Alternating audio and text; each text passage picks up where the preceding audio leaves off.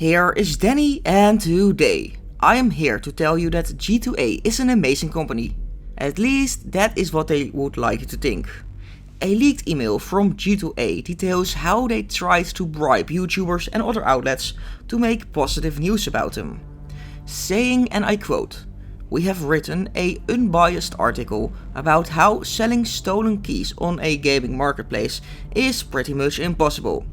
And we want you to publish it on your website, without it being marked as sponsored or marked associated with G2A.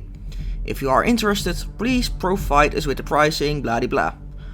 Oh, this is gonna give the FTC a fun day. In case you missed the problem, not disclosing a sponsorship is illegal, which is why, for example, all EA sponsored things are marked with sponsored by EA or made possible by Game Changers. They later confirmed that the mails were indeed real, and they threw the writer named Adrian under the bus, saying that it was a rogue employee and he's basically about to get fired. Or he gets a raise, not sure.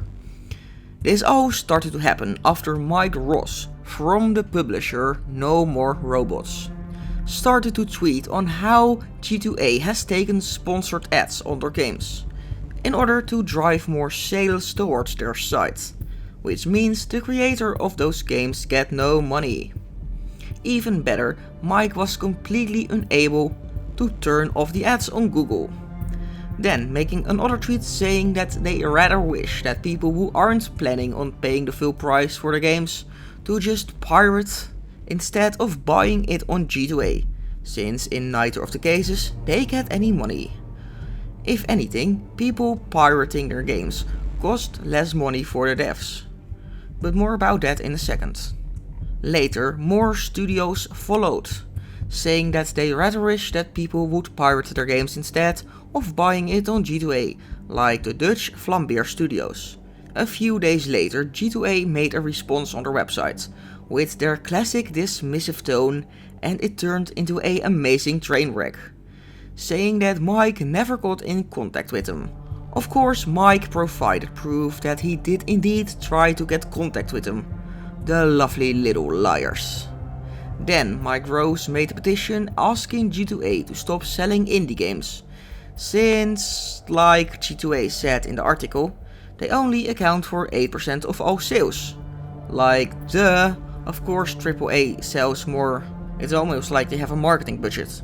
Anyway, G2A noticed the petition and replied, of course making it all worse in the long run with their brilliant tweets like this.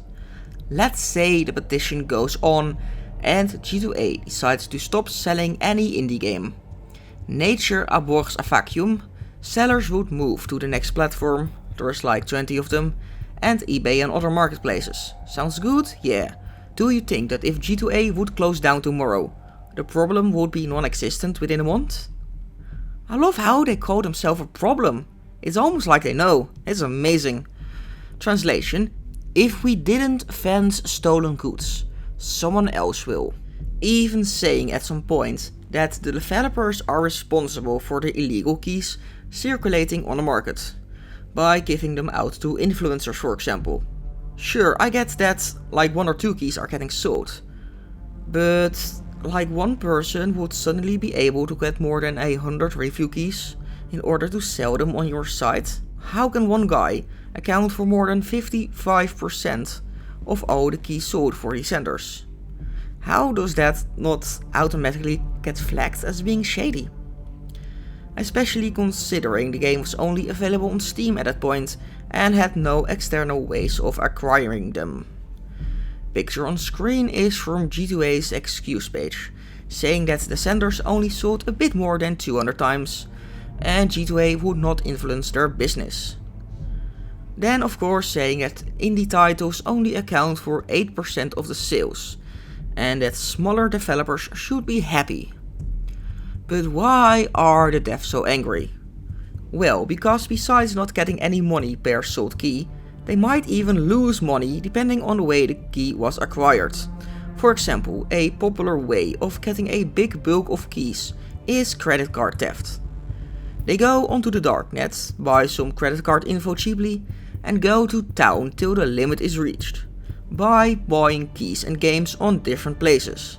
Then they quickly try to fence them on sites like G2A for a fraction of the price, making it very interesting to buy for other people. But of course, when the original owner of the credit card finds out, he or his bank will issue chargebacks, which of course also come with fees, which the developers then have to pay. So not only they don't get any money, they lose on it as well. Which is why devs rather have people pirating their games than buy it on their site. Ubisoft, for example, tried to revoke the keys that were sold on G2A, however they got a massive amount of backlash, like they were suddenly the enemy. It also completely devaluates the product. For example, Descenders normally sells for €23 on Steam, but as of writing this is €16 due to the Steam summer sale. However, you can get it for €11 on G2A, which completely breaks the perception of value. This also isn't the first time, and definitely not the last time, that G2A is getting flag either. For example, a few years ago, they got rightfully attacked for their G2A shield thing, where you have to pay in order to be sure to get your money back if your key turns out to be a dud. Which is pretty scummy on itself, but the bigger problem with it lies that it took around 11 to 12 steps in order to stop it. They also charged a $1 inactivity fee per 180 days of not using your account. And amazingly, since they have banned my account, but it is still leeching my money. Bloody amazing. Also, there might be a reason a Polish company, the headquarters is in Hong Kong. No idea why. It's almost like they don't care about rules that much in that area. G2A even became a synonym for stolen in my and my friends' vocabulary, even by people who used to be sponsored by them. But anyway, that is all I got for today. Thanks for watching, subscribe for more. This was Danny, and I see you on the battlefield.